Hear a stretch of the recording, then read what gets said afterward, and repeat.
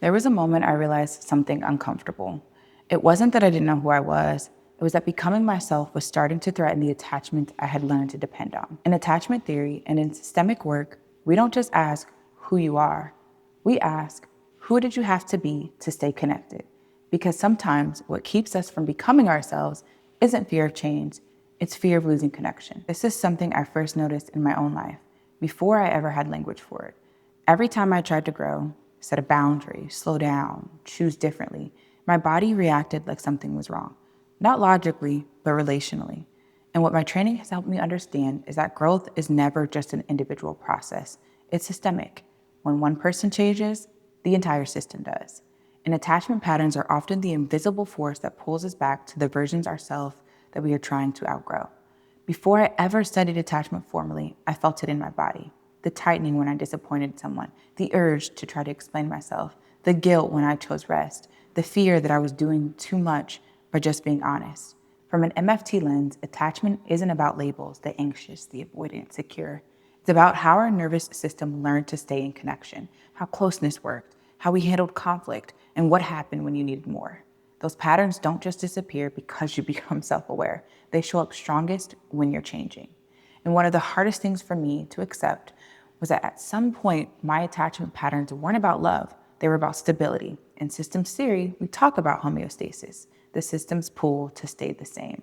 If I learned that closeness came from staying agreeable, not rocking the boat, managing other people's emotions, and being easy to deal with, then growth felt like a threat. Not because it was wrong, but because it disrupted the attachment rules I learned early. And systems don't resist change because they're bad. They resist change because they're afraid. When I started paying attention, I could see how attachment showed up in my choices. Sometimes it sounded like anxiety. If I choose myself, I'll be abandoned. If I change, I'll lose connection. And sometimes it sounded like distance. If I need too much, I'll lose myself. If I stay too close, I'll lose control. And sometimes it felt like both at once, wanting closeness, but feeling overwhelmed by it. From a therapeutic perspective, these aren't flaws, they're nervous system memories. And they get louder right when you're about to grow. What surprised me the most was how physical this was. Every time I stepped out of an old role, my body reacted. Tight chest, racing thoughts, the urgency to fix things, the urge to retreat. From a nervous system lens, growth equals uncertainty, and uncertainty gets interpreted as danger. So even healthy change can feel unsafe at first. This isn't regression, it's your attachment system asking, will I still be okay if I'm different? What my training and my own work has taught me is this. Attachment doesn't heal through force. It heals through regulation. Learning how to stay present when guilt shows up, how to breathe through the urge to explain, how to tolerate somebody else's discomfort without rescuing them.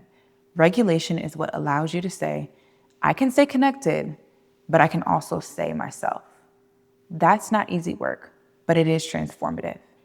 For me, this looked like saying less instead of over-explaining, pausing before fixing, letting silence exist, noticing the guilt without obeying it, and allowing relationships to adjust on their own. These moments felt uncomfortable because they interrupted old attachment patterns, not because they were wrong, but because they were new, and systems always push back before they reorganize. Becoming yourself doesn't mean losing everyone, but it does mean risking change. Some relationships stretch, some renegotiate, and some resist. From a systemic lens, this isn't failure, it's reorganization. And the goal is not to control the outcomes. It's to stay regulated enough to remain yourself no matter how everyone else responds. I want you to sit with this. Where do I feel attachment, fear, when I try to choose myself? The fear isn't weakness, it's information. And learning how to work with it, instead of letting it run your choices, is how you become yourself again.